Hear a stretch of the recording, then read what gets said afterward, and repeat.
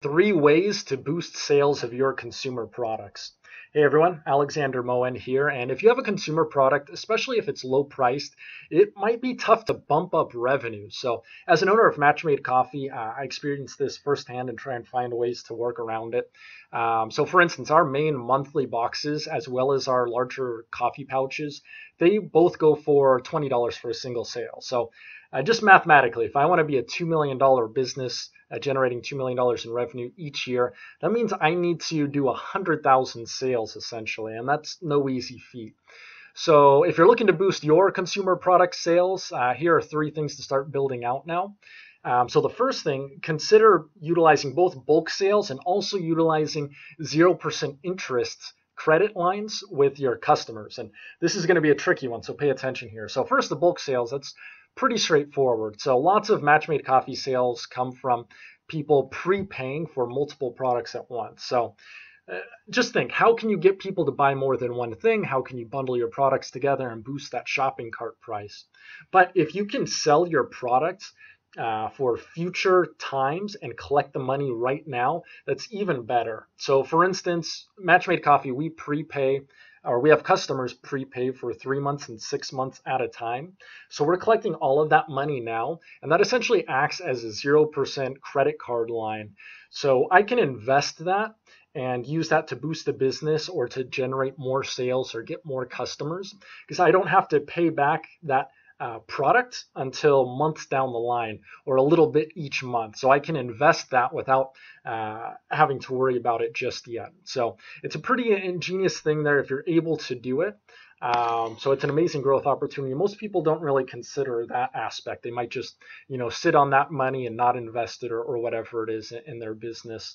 But one thing you should make sure is that you have predictable sales flow and that you have a good way to have it make sense for the consumer on the other end for why they're paying for these future things that they're not going to reap the benefits for until down the line.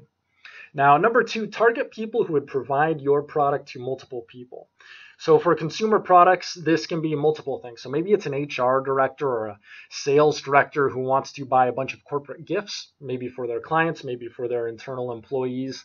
Or maybe it's just approaching affiliate marketers or commission-only salespeople or people who might want to do, sell your product for a commission as a side gig.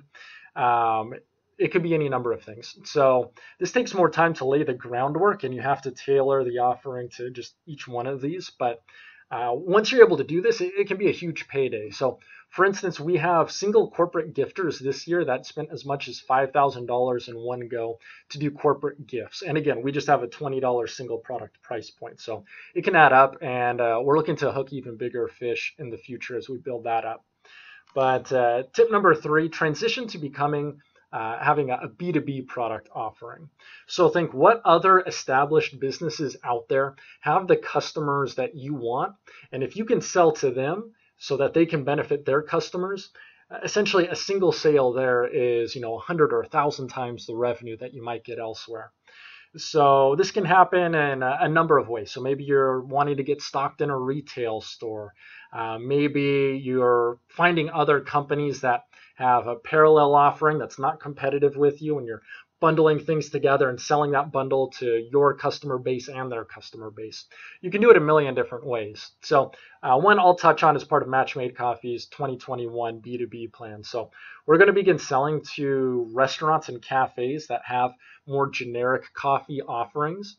And the reason that this would benefit them is because they're going to bundle their now more craft and special coffee experience and bundle that and flavor pair it with menu items that they have. So now they're boosting sales of what just generic coffee would do or what their single menu item sales would do. They're raising that average customer ticket and providing a more unique experience because most people aren't used to pairing coffee with different things. And now they can get people to try more of their menu items too, when maybe they were just a coffee drink or maybe they were just the dessert getter. So think to yourself, what established companies could benefit from this product in new and unique ways, and figure out ways that it makes sense for them, and you're going to get those sales that are worth 100x or more what you would normally get. So let me know what ideas you have down in the comments below. If you love to brainstorm, I love to brainstorm there too. Let me know down in the comments there too, and I'll see what I can come up with that would help you in your particular situation. But hopefully that was useful, and thanks for watching, and have a good one, everyone.